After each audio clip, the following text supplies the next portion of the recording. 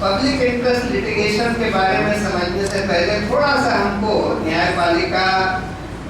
न्यायपालिका का क्या रोल है और क्या उसकी स्ट्रेंथ्स हैं, क्या उसकी लिमिटेशंस हैं, इसके बारे में समझ लेना चाहिए।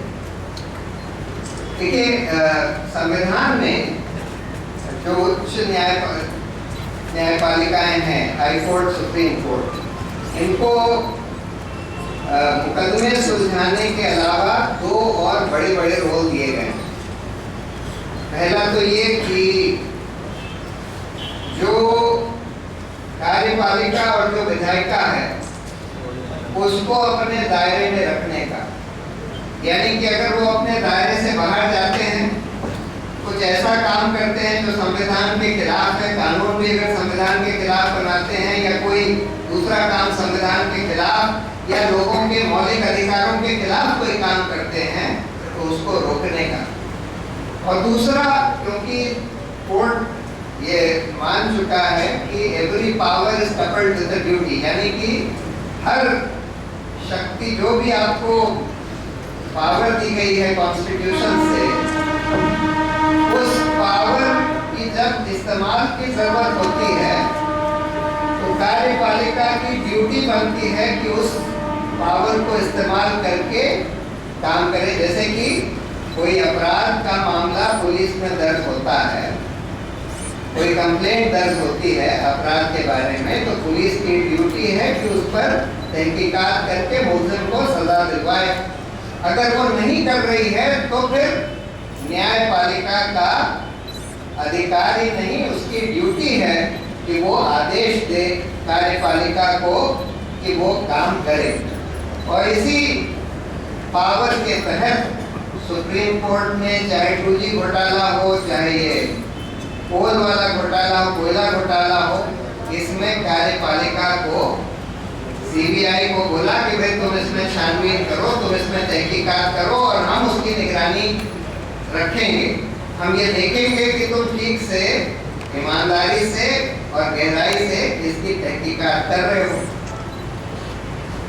दूसरी बात, ये भी हमको समझ लेना चाहिए कि न्यायपालिका को सरकार से बिल्कुल स्वतंत्र बनाया गया।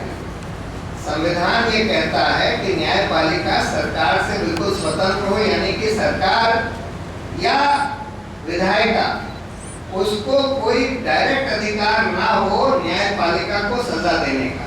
विधायिका को एक तरह से है, उनको ये दिया गया है कि वो इम्पीचमेंट कर सकते हैं जज को हटाने के लिए, उसका इम्पीचमेंट। लेकिन उसके पहले एक 3 जज की कमेटी बनाई जाती है जो ये तहकीकात करती है कि उस जज ने कोई बेईमानी करी कि नहीं करी। अगर बेईमानी करी है, अगर वो इस नतीजे पर पहुंचते हैं, तभी विधायिका 2/3 बहुमत से दोनों हाउसेस में रेजोल्यूशन पास करके जज को हटा सकती है। वो बहुत मुश्किल से होता है। आमतौर पर तो जो इम्पीचमेंट मोशन जो होता है, जिसको कि 100 विधायक को दस्तखत करना पड़ता है, 100 मेंबर तो लोकसभा है, 50 मेंबर राज्यसभा के, वही नहीं आप शुरू करवा पाते, जिससे कि वो सारी प्रक्रिया इम्पीचमेंट की शुरू होती है। तो इस वजह से ये हो गया है कि न्यायपालिका सरकार से स्वतंत्र तो हो गई, न्यायाधीश लोग स्वतंत्र तो हो गए, लेकिन उनकी जवाबदेही का कोई ठोस प्रावधान संविधान में नहीं किया गया। और इसके चलते हुए कई जगह हम देख रहे हैं कि न्यायाधीश लोग कई जगह बिल्कुल मनमानी करते हैं, कई जगह बेईमानी करते हैं और उनको पकड़े जाने का कोई तरीका नहीं होता। तो ये इस परिप्रेक्ष्य में हमको पब्लिक इंटरेस्ट लिटिगेशन को समझना पड़ेगा, न्यायपालिका की पूरी कैरेक्टर को देखकर। पब्लिक इंटरेस्ट लिटिगेशन शुरू कैसे हुआ? आमतौर पर ये माना जाता था कि भाई जब कोई आपस में विवाद होता है, एक नागरिक का दूसरे नागरिक से, या नागरिक का सरकार से, या सरकार का दूसरी सरकार से, उसको सुलझाने के लिए सुप्रीम कोर्ट या हाई कोर्ट या बाकी कोर्ट्स होते हैं। लेकिन सुप्रीम कोर्ट ने ये बोला कि देखिए, न्यायपालिका को ये सिर्फ अधिकार ही नहीं बल्कि ये ड्यूटी दी गई है कि नागरिकों के जो मूल अधिकार हैं उनको एनफोर्स करे, उनको प्रोटेक्ट करे। और उन्होंने ये बोला कि उसमें एक अधिकार है आर्टिकल 21 जिसको कहते हैं right to life. Right to life को सुप्रीम कोर्ट ने इंटरप्रेट किया कि राइट टू लाइफ का सिर्फ ये मतलब नहीं है कि आपको सिर्फ जीने का अधिकार है। उन्होंने बोला आपको जीने के लिए जो न्यूनतम सुविधाएं की जरूरत है, एक डिग्निफाइड लाइफ लीड करने के लिए जो न्यूनतम सुविधाएं की जरूरत है, जैसे कि न्यूनतम खाना, एक सर के ऊपर छप्पर, न्यूनतम पानी, न्यूनतम शिक्षा, न्यूनतम स्वास्थ्य सुविधाएं, ये सब एक डिग्निफाइड लाइफ के लिए जरूरी हैं और ये सब हर नागरिक का मौलिक अधिकार है। अब इस अधिकार को प्रोटेक्ट करने के लिए और पर्यावरण, एक ठीक ठाक पर्यावरण होना चाहिए, ये भी आर्टिकल 21 यानी राइट टू लाइफ का एक हिस्सा सुप्रीम कोर्ट ने माना। फिर उन्होंने बोला कि देखिए कई बार ऐसा होता है कि कई लोग बहुत जो गरीब होते हैं, जैसे रेहड़ी पटरी वाले हैं, रिक्शा वाले हैं, या जो जिनके पास सर पर छप्पर भी नहीं है, जो सड़कों पर सोते हैं, वो कोर्ट को अप्रोच नहीं कर सकते क्योंकि उनके पास ऐसा कोई सुविधा संसाधन नहीं है कि वो वकील को एंगेज करके कोर्ट में जा पाए। तो कोई भी जना उनकी तरफ से कोर्ट में जा सकता है और जनहित में इन लोगों के अधिकारों को की रक्षा करने के लिए कोर्ट में दलील दे सकता है और उसकी कोर्ट सुनवाई करेगा। कई बार जब कोर्ट को लगता है कि भाई किसी ने दलील तो दे दी लेकिन उसने पूरा रिसर्च नहीं किया, मतलब मुद्दा तो सही है, किसी ने राइट टू फूड का मुद्दा उठाया कि भाई लोगों को खाना नहीं मिल पा रहा, इसके लिए कुछ करिए। अब कोर्ट को ये लगता है मुद्दा तो सही है लेकिन जिस आदमी ने उठाया है उसने पूरी तहकीकात नहीं करी, पूरी रिसर्च नहीं करी, पूरा हमको ये नहीं बताया कि भाई इसमें क्या होना चाहिए। तब कभी कभी कोर्ट जो है एक कोर्ट कमिश्नर अपॉइंट कर देता है, कभी कभी एक वकील को अपॉइंट कर देता है जिसको कहते हैं अमाइकस, फ्रेंड ऑफ कोर्ट, कि भाई अच्छा तुम जनहित में बताओ कि इसमें क्या होना चाहिए। कोई एक्सपर्ट लोगों को कई बार कमिश्नर अपॉइंट कर देते हैं कि भाई आप इसकी तहकीकात करके या आप इस पर सोच कर बताइए कि इसका क्या सॉल्यूशन हो सकता है। लेकिन कायदे से तो इस तरह से पब्लिक इंटरेस्ट लिटिगेशन का एक शुरुआत सुप्रीम कोर्ट ने करी। उसके बाद पब्लिक इंटरेस्ट केसेस बहुत तरह के मुद्दों पर आए, लोगों के इस तरह के अधिकारों के ऊपर जिसको कहते हैं कि न्यूनतम सुविधाओं के अधिकार जो हैं उनको लेकर बहुत सारे केसेस आए, चाहे वो फूड, शेल्टर, एजुकेशन, इन सब चीजों पर। कुछ केसेस आए पर्यावरण के ऊपर सुप्रीम कोर्ट में, कुछ केसेस आए सिविल लिबर्टीज के बारे में कि भाई ये काला कानून बनाया है armed forces special powers act, इसको गैर संवैधानिक बताना चाहिए। टाडा उसी तरह से किसी ने बिल्कुल उल्टा फायर कर दिया। अनफॉर्चुनेटली इन केसेस में हुआ ये कि सुप्रीम कोर्ट ने armed forces special powers act और टाडा, ये दोनों बिल्कुल काले कानून हैं जिसमें कि बिल्कुल ऐसी ड्रैकोनियन पावर पुलिस अथॉरिटीज को या मिलिट्री अथॉरिटीज को दे दी गई हैं जो कि किसी भी सिविलाइज्ड देश में नहीं मानी जा सकती। लेकिन अनफॉर्चुनेटली सुप्रीम कोर्ट ने दोनों को बोल दिया कि नहीं, ये गैर संवैधानिक नहीं है, संवैधानिक है। और एक ऐसा केस आया जो कि एक कानून बनाया गया था illegal migrants determination by tribunals act, जिसमें कानून में ये लिखा था कि कोई व्यक्ति को अगर पुलिस ये समझती है कि भाई ये बांग्लादेशी है या कोई दूसरे देश का है और उसको अगर हिंदुस्तान से बाहर निकालना है तो एक ट्राइब्यूनल का गठन करना होगा और ट्राइब्यूनल के पास मामला भिजाना होगा, जिसमें कि कुछ जज लोग होंगे और वो तय करेंगे कि भाई ये हिंदुस्तानी है कि बाहर का है। उसको सुप्रीम कोर्ट ने स्ट्राइक डाउन कर दिया और बोल दिया कि भाई ये पुलिस को पूरा अधिकार होना चाहिए कि जिसको चाहे बाहर भेज दे। कई बार इसलिए अगर आप सुप्रीम कोर्ट या हाई कोर्ट की पूरी हिस्ट्री देखेंगे कि पब्लिक इंटरेस्ट लिटिगेशन में क्या हुआ क्या नहीं हुआ, तो आप ये पाएंगे कि भाई ज्यादातर तो कुछ नहीं होता। इसीलिए मैंने पहले जुडिशरी का पूरा थोड़ा सा कैरेक्टर आपको बता दिया कि न्यायपालिका क्या है। इसकी जवाबदेही बिल्कुल है नहीं, क्लास बायस बहुत ज्यादा है, यानी कि जजेस जो हैं कैसे तबके से आते हैं जहां पर ज्यादातर जज जो हैं आम आदमी की समस्याओं से कटे हुए होते हैं, उनको समझ में नहीं आता। उसी तरह की उनकी मानसिकता होती है कि भाई ये डेवलपमेंट के लिए बड़े डैम बड़े बांध तो बिल्कुल ठीक है, न्यूक्लियर एनर्जी तो होनी ही चाहिए, लेकिन कुछ जज जो हैं वो संवेदनशील होते हैं इस पूरे सिस्टम में, और जब कोई इस तरह का केस संवेदनशील जज के सामने आ जाता है तब उसके बहुत अच्छे नतीजे होते हैं।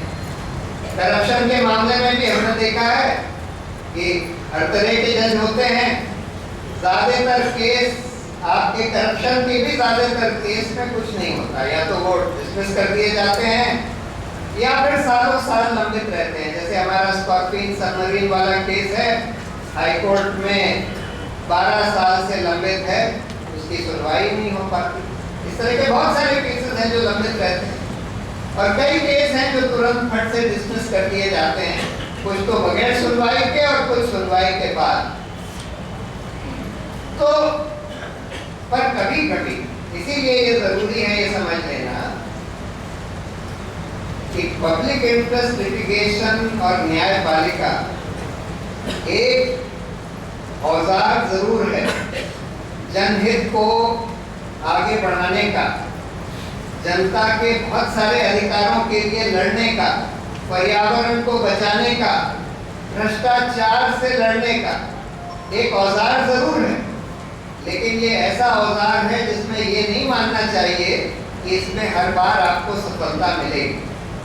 ज्यादातर आपको सफलता नहीं मिलेगी, कुछ केसेस में सफलता मिलेगी, और वही केसेस हम सेलिब्रेट करते हैं और मीडिया भी सेलिब्रेट करती है, और लोगों को लगता है कि भाई न्यायपालिका बहुत कुछ ठीक कर रही है, न्यायपालिका में चले जाओ सब कुछ ठीक हो जाएगा। ये सोचना सही नहीं होगा।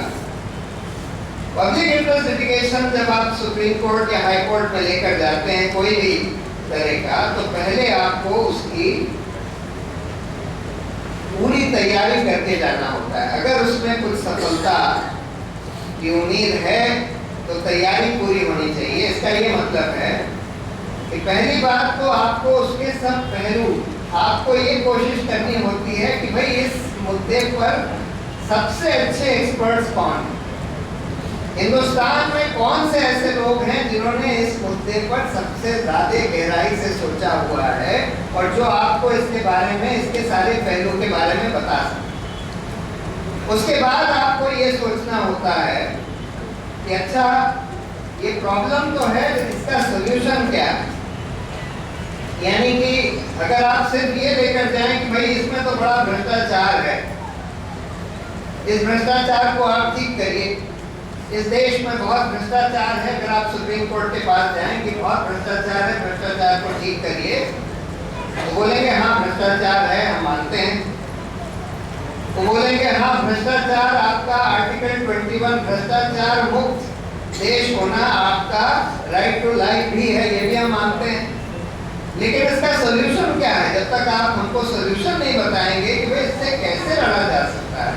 ये तो एक सिंपल तरीका हो गया कि आप ने बोला कि भाई इस 2G मामले में घोटाला हुआ है, इसकी जांच नहीं हो रही, इसकी जांच करवाइए सीबीआई से या किसी SIT का गठन करके, वो तो सुप्रीम कोर्ट आदेश दे देता है। जब आप ये बोलें कि अच्छा ये व्यवस्था गड़बड़ है और इस व्यवस्था को सुधारना चाहिए, तो कोर्ट पूछता है बताइए कि व्यवस्था को कैसे सुधारा जा सकता है। कभी कभी जब आप बिल्कुल ठोस मुद्दा लेकर जाते हैं, जैसे कि हमने बोला कि देखिए सत्येंद्र दुबे का मर्डर हो गया, उसने भ्रष्टाचार उजागर किया था, जिसको हम विसल ब्लोअर कहते हैं, वो नेशनल हाईवे अथॉरिटी का एक अफसर था, उसमें उसने भ्रष्टाचार उजागर किया और उजागर करने की वजह से उसको मार दिया गया।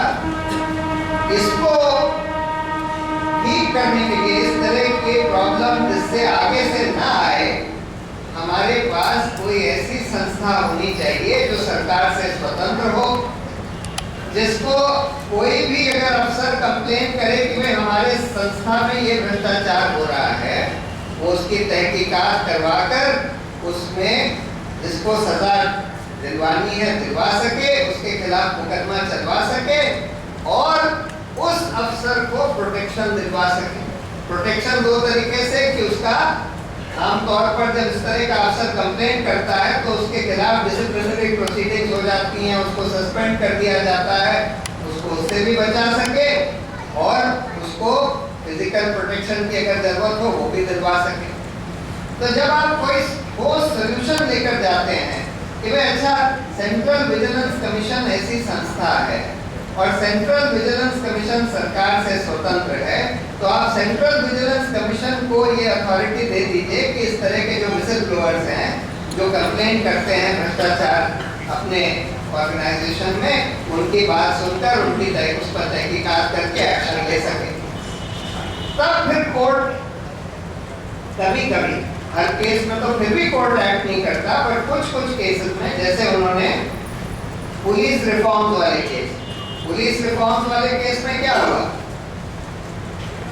कुछ पुलिस ऑफिसर्स कोर्ट में गए, प्रकाश सिंह और NK सिंह वगैरह जो कि रिटायर्ड पुलिस ऑफिसर्स थे, उन्होंने बोला कि देखिए पुलिस में ये सारी प्रॉब्लम्स हैं कि पुलिस जो है, पुलिस को सरकार इस्तेमाल करती है अपने औजार की तरह, जबकि पुलिस को बिल्कुल निष्पक्ष तरीके से जांच करनी चाहिए हर चीज की, चाहे वो अपराधों की जांच हो, चाहे वो लॉ एंड ऑर्डर की भी फंक्शनिंग है। तो कम से कम जो अपराध की जांच है उसमें तो सरकार का नियंत्रण नहीं होना चाहिए, पुलिस स्वतंत्र तरीके से जांच करे।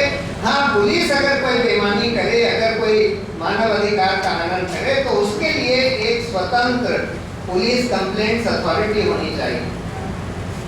ये सब चीजें पिछले बहुत सारे सालों से कई कमीशन, कई आयोग बन चुके थे, उन्होंने सिफारिश करी हुई। जब ये पुलिस ऑफिसर्स कोर्ट में ये मुद्दा ले गए, भाई पुलिस के ढांचे में और सरकार के नियंत्रण में ये सब बदलाव होने चाहिए, तब सुप्रीम कोर्ट ने आदेश दिया कि हाँ ये सब बदलाव किए जा सकते हैं और सरकार को करने पड़ेंगे, और अगर कानून बनता है तो कानून बन जाए, लेकिन कानून अगर ना भी बने तो आपको एडमिनिस्ट्रेटिव तरीके से ये सब करने पड़ेंगे। दूसरी बात है, अनफॉर्चुनेटली उस फैसले को करीब 9 साल हो गए, 2006 का फैसला है, लेकिन 9 साल में भी उस फैसले का इम्प्लीमेंटेशन नहीं हुआ। और सुप्रीम कोर्ट की कमजोरी ये रही कि उन्होंने आदेश तो दे दिया, लेकिन उसके बाद उसको इम्प्लीमेंट कराने का पूरा काम नहीं किया। कई बार हम ये भी देखते हैं कि कई केसेस में, पब्लिक इंटरेस्ट केसेस में, आदेश तो बहुत अच्छे हो जाते हैं कि भाई ये करना है सरकार को, लेकिन सरकार फिर भी नहीं करती। तो उसके बाद जब हम कोर्ट में जाते हैं कि भाई इनके खिलाफ कंटेम्प्ट का मुकदमा चलाइए, इनको जेल में भेजिए, तभी ये इम्प्लीमेंट करेंगे, तब कोर्ट कई बार कुछ नहीं करती। ये कई बार देखा गया है। कुछ केसेस का मैं आपको उदाहरण दे दूं। देखिए, इस तरह के जब मुद्दे आते हैं, जैसे राइट टू फूड है या राइट टू एजुकेशन है, जिसमें कि कोई ऐसी बड़ी ताकत के ऊपर या कोई बड़े कॉर्पोरेट घराने के ऊपर हमला नहीं होता, तब तो कोर्ट जो है ज्यादा प्रोएक्टिव होती है। अगर उनको लगता है कि भाई हम ऐसे आदेश देंगे जिससे कि कोई बड़े ताकत को कोई आघात ना पहुंचे और आम आदमी को थोड़ा सुख मिल जाए, उस तरह के आदेश तो कई बार कोर्ट दे देती है, बहुत बार दे देती है, ज्यादा आसानी से देती है। लेकिन हमने ये देखा है कि जहां पर कई बार ऐसा टकराव हो जाता है कि जिसमें एक तरह का जनहित दूसरे तरह के जनहित के साथ टकराव हो गया, जैसे या ऐसे अपैरेंट टकराव हो जाता है। जैसे कई बार ये हुआ कि यहाँ दिल्ली के रिच पर एक वो इको सेंसिटिव एरिया माना गया कि यहाँ पर जो लोग बसे हुए हैं रिच के ऊपर, जो बहुत सालों से बसे हुए थे, जनरेशन से बसे हुए थे, गरीब लोग थे, उन्होंने अपनी झुग्गियां वगैरह बना रखी थी, छोटे छोटे मकान बना रखे थे। तो सुप्रीम कोर्ट ने ऑर्डर कर दिया कि इनको हटाओ रिच से। उसके बाद देखिए बड़े बड़े शॉपिंग मॉल्स आ गए। अब ये हुआ कि भाई शॉपिंग मॉल्स इस रिच पर कैसे आ रहे हैं, उस पर सुप्रीम कोर्ट ने कह दिया कि नहीं चल सकते। तो कई बार हमने देखा है कि ये जो क्लास बायस जिसको कहते हैं कोर्ट का, ये सामने आ जाता है कि यानी कि पर्यावरण की वजह से गरीब आदमी को तो हटा दिया जाएगा, लेकिन जब कोई बहुत ताकतवर जना पर्यावरण के खिलाफ खड़ा हो जाएगा तो उसको छोड़ दिया जाएगा। ये कई बार हुआ है। जैसे ये नर्मदा बचाओ आंदोलन वाला ही केस ले लीजिए। नर्मदा बचाओ आंदोलन में ये था कि सरदार सरोवर बांध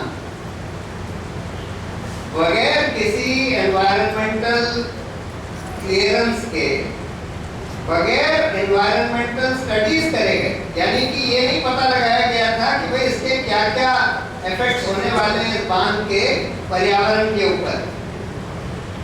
उसके बगैर स्टडी के इस प्रोजेक्ट को चलाया जा रहा था। सुप्रीम कोर्ट में मामला गया और डिस्प्लेसमेंट का भी, कि जो लोग डिस्प्लेस हो रहे थे, जो लोग विस्थापित हो रहे थे, उनको बगैर पुनर्वास दिए उनको विस्थापित किया जा रहा था। तो ये जब मामला सुप्रीम कोर्ट में गया तो सुप्रीम कोर्ट के एक जज ने तो बिल्कुल क्लियरली ये बोल दिया कि हाँ भाई बगैर इसके एनवायरमेंटल स्टडीज के, एनवायरमेंटल क्लियरेंस के इस बांध को नहीं बनाया जा सकता।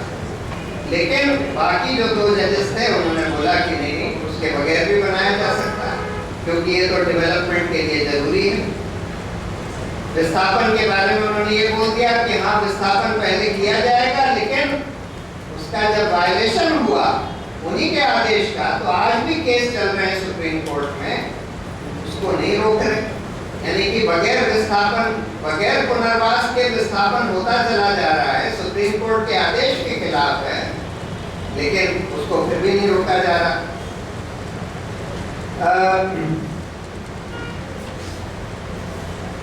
कुछ केसेस पर्यावरण के बेंच में गए, जैसे ये माइनिंग का, गोवा माइनिंग, या ये इसका कर्नाटक में जो ये खदान चल रहे थे लोहे के, जिसमें कि पर्यावरण का भी मुद्दा था और भ्रष्टाचार का भी मुद्दा था। उसमें सुप्रीम कोर्ट ने काफी खनन बंद कर दिया, करीब करीब 90% खनन बंद कर दिया, काफी लोगों के खिलाफ इन्वेस्टिगेशन का भी ऑर्डर कर दिया। काफी उससे फायदा हुआ, और वो इसलिए हो पाया क्योंकि उन केसेस में जो जज बैठे थे, जो बेंच बैठी थी, वो बहुत अच्छे ईमानदार जज थे। अदरवाइज हम देखते हैं कि ऐसे केसेस में जब आम जजों के सामने जाता है तो उसमें कुछ नहीं हो पाता।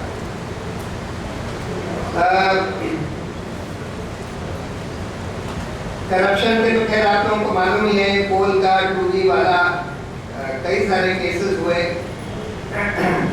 कुछ केसेस जैसे मैंने बोला पन्ना मुक्ता ऑयल फील्ड डील थी, बिल्कुल करप्शन का केस था, उसमें सुप्रीम कोर्ट ने कुछ नहीं किया।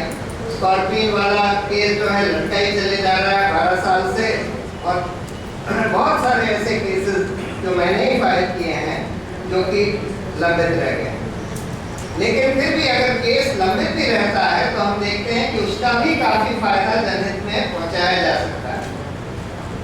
कई बार ऐसा होता है, जैसे कि आजकल एक केस चल रहा है कश्मीर के रेल लिंक का। कश्मीर के लिए जो रेलवे लाइन बनाई जा रही है उसमें रेलवे ने एक अलाइनमेंट चूज कर लिया जो यूं वाइंडिंग था, बिल्कुल गलत अलाइनमेंट, क्योंकि उन्होंने ये कंडीशन लगा दी कि इसका स्लोप जो है 100 से ज्यादा नहीं हो सकता। यानी कि आपको अगर 1 किलोमीटर राइज करना है तो आपकी लाइन कम से कम 100 किलोमीटर लंबी होनी होगी। उसकी वजह से, क्योंकि डिस्टेंस कटरा से बनिहाल तक का सिर्फ 56 किलोमीटर था, तो उन्होंने 120 किलोमीटर की लाइन बना दी यूं, और उसकी वजह से वो लाइन खतरनाक है क्योंकि वो कर्व टनल से पास होती है। बहुत सारे टनल्स हैं, बहुत सारे ब्रिजेस हैं, बहुत महंगी है, अनसेफ है और बना ही नहीं पा रहे। एक रेलवे इंजीनियर था, उसने पूरी स्टडी करके, सारे वर्ल्ड के माउंटेन रेलवे स्टडी करके, एक चीफ इंजीनियर था उसी प्रोजेक्ट का, उसने बताया कि अगर आप सीधी लाइन बनाएं, सीधा टनल बनाएं, तो आपका टनल लेंथ भी कम, आपकी पूरी लेंथ आधी हो जाएगी, स्लोप थोड़ा बढ़ जाएगा, लेकिन उसमें आज कोई प्रॉब्लम नहीं है। आपकी लाइन भी बिल्कुल सेफ हो जाएगी, टाइम भी कम लगेगा, पैसा भी कम लगेगा, हर तरह से फायदा है। वो केस हम लोग सुप्रीम कोर्ट ले गए, हाई कोर्ट ले गए। हाई कोर्ट ने सबसे पहले आदेश दिया कि अच्छा आप रेलवे बोर्ड को रिप्रेजेंटेशन दीजिए और रेलवे बोर्ड आपके रिप्रेजेंटेशन का जवाब देगा। हम लोग ने रिप्रेजेंटेशन दिया, उन्होंने रिजेक्ट कर दिया, उसका कोई रीजन नहीं बताया। हाई कोर्ट ने बोला कि आपको रीजन बताना पड़ेगा। फिर से हम हाई कोर्ट गए, उन्होंने बोला रीजन बताना पड़ेगा, क्यों रिजेक्ट कर रहे हैं। तब उन्होंने कुछ रीजन बताया, फिर हम हाई कोर्ट गए, तो हाई कोर्ट ने बोला कि अब आप नई कमेटी का गठन करिए, और नई कमेटी जो है एक्सपर्ट कमेटी, उसमें श्रीधरन साहब एक मेंबर होने चाहिए, क्योंकि श्रीधरन साहब की ऐसी छवि बन गई है देश में कि वो बिल्कुल ईमानदार आदमी हैं, जिन्होंने मेट्रो बनाई थी और उनको कोई इन्फ्लुएंस नहीं कर सकता। श्रीधरन साहब को उस कमेटी में होना चाहिए। उस कमेटी ने अब करीब 4 महीने पहले रिपोर्ट दी, 5 महीने पहले।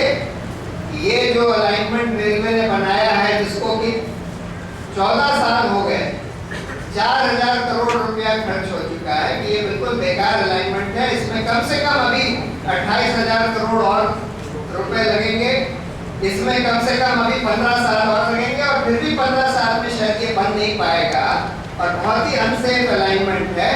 और जो ये ऑल्टरनेटिव सीधा अलाइनमेंट बताया, बिल्कुल सही अलाइनमेंट है, यही होना चाहिए। उसके बाद भी रेलवे बोर्ड ने उनकी रिपोर्ट भी रिजेक्ट कर दी और कहते हैं नहीं, हम तो पुराने अलाइनमेंट से ही चलेंगे। तो अब हाई कोर्ट ने फिर से नोटिस दिया। अब देखिए, इस पूरे प्रकरण को 5 साल हो गए। 5 साल से ये मामला बार बार हाई कोर्ट में गया है, लंबित रहा है, और अभी तक फाइनल ये ऑर्डर नहीं हुआ। लेकिन फिर भी इस 5 साल के दौरान भी काफी फायदे हुए कि रेलवे बोर्ड की एक्सपर्ट कमेटी की रिपोर्ट आ गई। अखबारों में कई बार ये बात निकल गई, अखबारों में, मीडिया में कई बार ये बात निकल गई, इसका काफी प्रचार हो गया। रेलवे बोर्ड वाले डरे हुए हैं, और मुझे पूरा विश्वास है कि अल्टीमेटली इनको वो अलाइनमेंट बदलना पड़ेगा। तो कई बार ऐसा होता है कि केस आपका चाहे लंबित भी रहे, लेकिन उसका जो पब्लिसिटी, नर्मदा बचाओ आंदोलन का भी अल्टीमेटली केस का फैसला एक तरह से खिलाफ हुआ, लेकिन इतने साल जो वो लंबित रहा, 6-7 साल, उसके वजह से बांधों के बारे में, बांधों के इम्पैक्ट्स के बारे में, उसके एनवायरमेंटल इम्पैक्ट्स के बारे में, डिस्प्लेसमेंट का इशू को लेकर, लैंड एक्विजिशन का इशू को लेकर खूब प्रचार हुआ। इस केस के माध्यम से भी प्रचार हुआ, जिसकी वजह से ये बड़े मुद्दे पूरे देश में बन गए। तो वो भी कई बार हम लोगों को देखना होता है। तो आखिर में मैं 2-3 चीजें कह के अपनी बात खत्म करूंगा। जब आप PIL लेकर जाएं तो आपको पूरा उसकी समझ बनाने की जरूरत है। सबसे अच्छे जो एक्सपर्ट्स हैं उनको ढूंढने की जरूरत है, उनसे समझने की जरूरत है, और खासकर जो आप प्रॉब्लम लेकर जा रहे हैं कोर्ट में, उसका सॉल्यूशन आपको समझने की जरूरत है। जब आप सॉल्यूशन लेकर जाते हैं कोर्ट में कि भाई देखिए ये प्रॉब्लम है जिससे कि मानव अधिकारों का हनन हो रहा है और इसको रोकने का सॉल्यूशन ये है, तब फिर कोर्ट कभी कभी उसमें कुछ करता है। दूसरी बात, आपको लंबी लड़ाई के लिए तैयारी रखकर जानी होती है। अगर आप ये सोचें कि भाई आप कोर्ट गए कुछ तुरंत हो जाएगा, तो वैसा तो नहीं होता। बहुत कम केस ऐसे होते हैं जिसमें कि बहुत जल्दी कुछ हो पाता है, बहुत ही के रुके केसेस होते हैं। अदरवाइज ये केस जो है लंबे चलते हैं, 8 साल 10 साल चलते हैं। आखिर में जैसे ये एडवर्टाइजमेंट वाला जो अभी केस हुआ जिसमें कि सुप्रीम कोर्ट ने बोल दिया कि भाई जनता के पैसे से आप एडवर्टाइज करते हैं, सरकारें एडवर्टाइज करती हैं, उसमें नेताओं की फोटो लगा दी जाती है। चित्र बंद कर दीजिएगा, इसका है किसका बन रहा है। तो ये लोग अपना प्रोजेक्शन करते हैं, अपना फायदा उठाते हैं, जनता का पैसा वेस्ट करते हैं। जनता का पैसा ही नहीं वेस्ट करते बल्कि एक राजनीतिक फायदा जो कि रूलिंग पार्टी को मिल जाता है, वो फायदा उसको मिल जाता है दूसरी ऑपोजिशन पार्टियों के बतौर। इस वजह से सुप्रीम कोर्ट ने, अब ये केस जो है 12 साल पहले फाइल हुआ था, कॉमन कॉज ने 12 साल पहले फाइल किया था, फिर centre for public interest litigation 12 साल के बाद जाकर ये फैसला हुआ। इसी तरह से वो लिविंग विल वाला केस कॉमन कॉज की तरफ से, जिसमें कि ये है कि कम से कम जिसको कहते हैं एक तरह से इच्छा मृत्यु तो नहीं, वो तो हुआ दूसरी चीज। लिविंग विल ये होता है कि भाई आप अगर ये चाहते हैं कि भाई आपको कोई आर्टिफिशियल तरीके से वेंटिलेटर पर डालकर जिंदा ना रखा जाए, अगर ऐसी सिचुएशन आ जाए जहाँ पर ये पता है कि भाई आपको ठीक नहीं किया जा सकता, आप फिर आर्टिफिशियल इंटरवेंशन से जिंदा नहीं रहना चाहते, तो आप लिखकर अपनी विल दे सकते हैं और उसको मानना पड़ेगा। ज्यादातर देशों में, बहुत सारे देशों में इसको लागू कर दिया गया है। हिंदुस्तान में भी हम लोगों ने ये पिटीशन फाइल करी, अब ये भी करीब 10 साल से सुप्रीम कोर्ट में लंबित है, अभी तक इसका फैसला नहीं हो पाया। तो आपको लंबी लड़ाई के लिए तैयारी रखकर जानी पड़ती है। और जैसे मैंने बोला कि TIL, मैं तो एक माध्यम हूँ, जो संगठन आते हैं वो ज्यादातर सारी रिसर्च करके लाते हैं। कुछ ऐसे केसेस होते हैं जिसमें हम लोग खुद रिसर्च करते हैं, जैसे कोयले वाला एक केस था जिसमें कि हम ही लोगों ने, क्योंकि सेंटर फॉर कॉमन कॉज और centre for public interest litigation वाले जो केसेस होते हैं उसमें ज्यादातर हम लोगों को खुद ही रिसर्च करनी पड़ती है, लेकिन तब भी हम लोग ये कोशिश करते हैं कि भाई जो सबसे ज्यादा इसमें जानकार और एक्सपर्ट व्यक्ति हों उनकी पूरी इंफॉर्मेशन लेकर, उनकी पूरी समझ लेकर तब फिर आगे चलते हैं। ये कि पब्लिक ओपिनियन का बहुत इम्पैक्ट होता है कोर्ट के ऊपर। अगर कोई आंदोलन चल रहा, जैसे कि ये भ्रष्टाचार विरोधी आंदोलन चल रहा था और उस समय ये सारे कोयले वाले केस या 2G वाले केस ये सब सुप्रीम कोर्ट में आए, इस आंदोलन से जो पब्लिक ओपिनियन बनी, जो जन उभार आया, उसका इफेक्ट कोर्ट के ऊपर बहुत होता है। तो अगर आप कोई मुद्दे पर पहले जितना उसका पब्लिक ओपिनियन बना सके वो बनाकर और फिर ले जाएं कोर्ट में, तब फिर उसका ज्यादा इम्पैक्ट होता है, ये देखा गया। ऑफ कोर्स दोनों चीजें होती हैं। सुप्रीम कोर्ट ने 2G मामले में या कोयले वाले मामले में जो कुछ किया, उसका इम्पैक्ट हमारे भ्रष्टाचार विरोधी आंदोलन पर भी पड़ा, उससे भ्रष्टाचार विरोधी आंदोलन को बहुत बल मिला। तो दोनों तरह से इफेक्ट होता है। आखिरी बात, कई बार ये माना जाता है, कई बार कई लोग हमसे कहते हैं कि भाई तुम तो जजों के खिलाफ बहुत कुछ कह देते हो, तुम तो जजों को भ्रष्ट बता देते हो, तुम्हारे खिलाफ तो कंटेम्प्ट के मुकदमे चल जाते हैं, तो इसलिए तुम्हारे मुकदमे में जरूर नुकसान पहुंचाते होंगे ये लोग। लेकिन मैंने ये देखा है बहुत सारे वकील जो हैं इस वजह से जजों को, एक बेईमान जज को